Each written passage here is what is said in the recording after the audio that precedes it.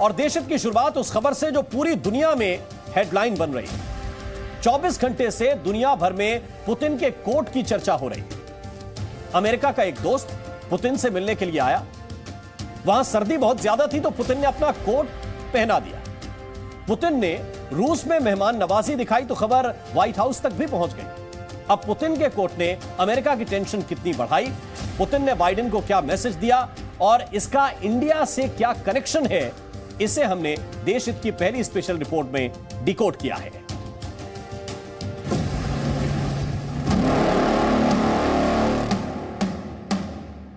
Putin का coat जब UAE के प्रेसिडेंट ने पहना तो अमेरिका में गर्मी बढ़ गई।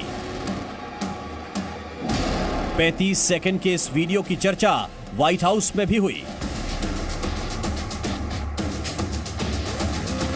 12 अक्टूबर को यूएई के प्रेसिडेंट शेख मोहम्मद जायद अल नाहयान यानी MBZ रशिया के सेंट पीटर्सबर्ग पहुंचे। रूस के राष्ट्रपति व्लादिमीर पुतिन से मुलाकात की। वहां अचानक सर्दी बढ़ गई तो पुतिन ने यूएई के प्रेसिडेंट को अपना कोट दे दिया। हालांकि MBZ का स्टाफ एक कोट लेकर बाहर तैयार था, लेकिन MBZ ने तब तक पुतिन का कोट पहन लिया। इसके बाद की तस्वीरों ने बाइडेन को और भी ज्यादा टेंशन दी। पुतिन प्रोटोकॉल तोड़कर बाहर आए और MBZ को विदा किया। अब पुतिन की गर्मजोशी, मेहमान नवाजी और कोट डिप्लोमेसी का मतलब समझिए।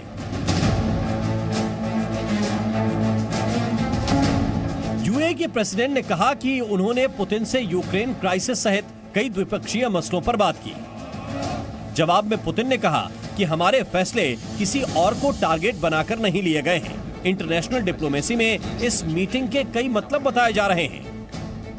मिडिल ईस्ट में यूएई को अमेरिका के सबसे करीबी दोस्तों में एक माना जाता है, पर हाल ही में पहले सऊदी अरब ने अमेरिका की ऑयल प्रोडक्शन बढ़ाने की बात नहीं मानी और अब यूएई भी रशिया के करीब जाने का सिग्नल दे रहा है। यानी अब बाइडेन का कंट्रोल छूट रहा है।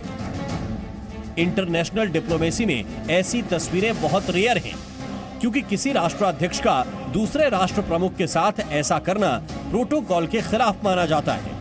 तो क्या पुतिन ने इसी तस्वीर से अमेरिका को वार्निंग दी है? ऐसा लग रहा है कि पुतिन ने सऊदी अरब के बाद अब यूएई को भी अपने साथ कर लिया है। क्या इसकी वजह पुतिन की कोट डिप्लोमेसी है? मिडिल ईस्ट का नया नक्शा देखें तो इसमें अमेरिका के लिए कई मुश्किलें दिख रही हैं। सऊदी अरब और यूएई दो शक्तिशाली इस्लामिक देश हैं, पर इन दोनों ने अमेरिका और पश्चिमी देशों की तेल का प्रोडक्शन बढ़ाने की रिक्वेस्ट को ठुकरा दिया। पश्चिमी देशों ने मिलकर रशिया के पेट्रोलियम पर प्रतिबंध लगा दिया था। अमेरिका का असर घट रहा है। एशिया और मिडिल ईस्ट नए पावर सेंटर बन गए हैं और आज पुतिन ने भी ग्लोबल मंच से इसी का ऐलान किया। Пересмотр принципов работы мировой финансовой системы, которая на протяжении десятилетий позволяла самопровозглашенному так называемому золотому миллиарду, замкнувшему на себя все потоки капитала и технологий. पुतिन के साथ सऊदी अरब और यूएई क्यों खड़े हैं, इसकी वजह समझिए। मिडिल ईस्ट में माना जा रहा है कि यूक्रेन युद्ध में रूस को हराना मुश्किल होगा। खाड़ी देश को लगता है कि अमेरिका ने सुरक्षा के नाम पर उनका बेजा फायदा उठाया। सऊदी अरब और यूएई को लगता है कि बदलते वर्ल्ड ऑर्डर में अमेरिका का असर घट रहा है, इसलिए ऑयल प्रोडक्शन पर अमेरिका की सीधी धमकी का भी मिडिल ईस्ट पर कोई असर नहीं हुआ। इसका कारण यह है कि इनकी जो अंदरूनी नीति है, जो इंटरनल पॉलिसी है, उसमें भी बदलाव आया है, जो उनको मजबूर कर रही है कि दूसरे देशों से भी हो। और वो ये भी चाहते हैं कि अमेरिका के साथ दोस्ती बने रहे, मगर साथ में रशिया और दूसरे देशों से, यानी सभी देशों से वो अच्छे संबंध बनाना चाहते हैं। कुल मिलाकर बाइडेन के दोस्त को पुतिन ने कोट पहनाकर अपने साथ कर लिया है और ये दोस्ती देखकर बाइडेन जरूर चिढ़ गए होंगे। ब्यूरो रिपोर्ट, जी मीडिया। तो पुतिन ने यूएई के प्रेसिडेंट को कोट पहनाया और यूएई के प्रेसिडेंट ने रूस के साथ भी दोस्ती बढ़ाई। इसका इंडिया की फॉरेन पॉलिसी से डायरेक्ट कनेक्शन है, इसको जरा समझिए।